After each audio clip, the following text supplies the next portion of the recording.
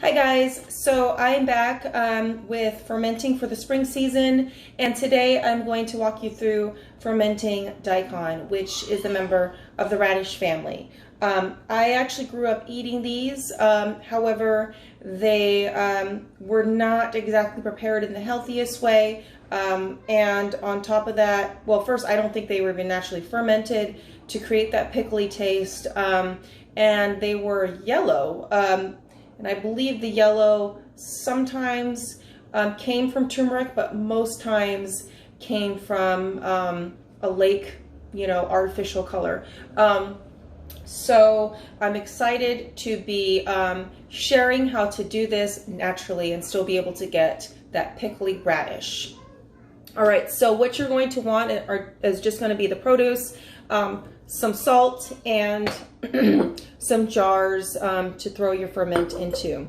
So I have some that are already chopped up here, and that's all you're really going to do is just chop some up into thin slices and fill your jar up about halfway, and just halfway, because when you chop up produce and you're wanting to ferment, the thing about keeping the produce protected from bad bacteria is going to rely heavily upon the ability of the produce to be under the brine. So if you fill it all the way up, what happens is it's going to want to try to float as you fill this up with water. It's going to want to float. And on top of it, in the fermentation process, carbon dioxide is a natural result of that process, and the bubbles tend to, or the gas tends to want to make the produce rise anyway. And so for that, you're going to want to make sure you just fill it up halfway, and then the water, after you put salt in this, to create your brine is going to be about 3/4 full, not all the way full, but 3/4 full, so that you can allow the gas to safely accumulate without having an explosion on your hands. If you don't leave room for gas to accumulate, it will find a way to forcefully move. Now, you could put a cheesecloth over this and then just let the gas freely escape as it's forming and never accumulating. I generally like to have some sort of slight carbonation or some sort of slight bubbliness to all of my ferments, and so I do not do that because you will lose all carbonation that way. On top of it, you will attract many fruit flies if you do not actually cap it. So, so that being said, halfway full, and now you will start to make your brine, which is just simply putting salt in or making a salty water. I don't use exact measurements. I never really do. I just do what feels right. In this case, it's probably going to equal about 7 full revolutions for something this size.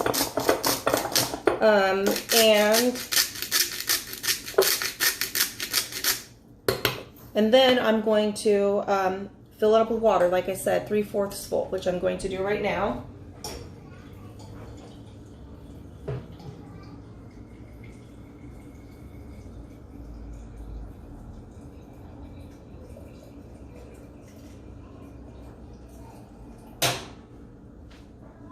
Okay, so there we go, about 3/4 full. And as you can see, it's already starting to float on the top. So what I'm going to do is take a little fork here, stir it around, and give it a couple turns once the cap is on it, just to make sure that salt is fully dissolved. And what I also like to do is I like to put an oil barrier on the top, just to kind of give it that little extra protection, to encourage the produce to stay under, and this will help give it that coating and the coating and layer on the top there. So a couple things about fermenting. When you're chopping things up, or let me back up.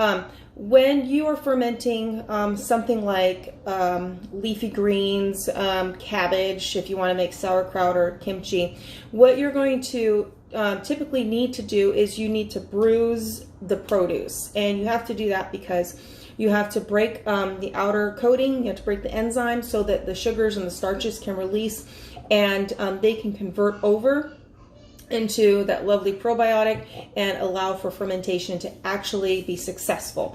But when you're dealing with produce that you are chopping up, since you are chopping them up already, exposing the inners, you don't have to worry about bruising. So you simply just need to, all you really need to do is, like I said, just cut it up, throw it in there, make a brine, and that's really as easy as it is. Like I said, I like to put an oil barrier on the top. And once I cap this, or once you cap yours, you will want to do two things. One is you're going to want to burp it every single day. So every day you will unscrew this lid and let that gas release. And while you're doing that, because like I said, the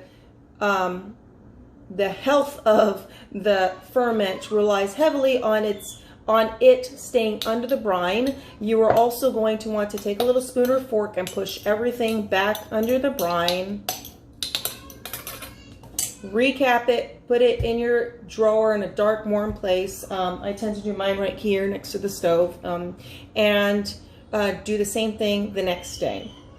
I like to let my ferments go 5, sometimes 7 days, because I really like them to be nice and pickly. If that's too much for you, try about 3. I think it needs about a minimum of 3 to say that it's really packed full of probiotics, or at least enough to make this work worth it.